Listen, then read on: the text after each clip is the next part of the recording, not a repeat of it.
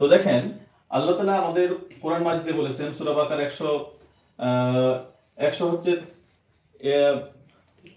83 নম্বর আয়াতে আল্লাহ তাআলা সুন্দরভাবে এখানে বলছেন বিসমিল্লাহির রহমানির রহিম ইয়া আইয়ুহাল্লাযীনা আমানু কুতিবা আলাইকুমুস সিয়ামু কামা কুতিবা আলাল লাযীনা মিন ক্বাবলিকুম লাআল্লাকুম তাত্তাকুন।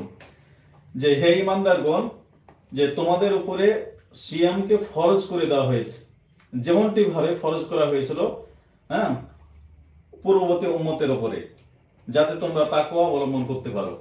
তো এখানে আল্লাহ তাআলা আমাদেরকে যে বিষয়টা ফরজ করে দিয়েছেন, অত্যাবশ্যক করে দিয়েছেন, যে বিষয়টা আমাদের জন্য তিনি লিখে দিয়েছেন, এটা আমাদের উপকার কি হবে, যাতে করে আমরা তাকওয়া অবলম্বন করতে পারি এবং আমরা এখান থেকে আত্মশুদ্ধি যে বিষয়টা সেটা কিন্তু আমাদের চলে আসে।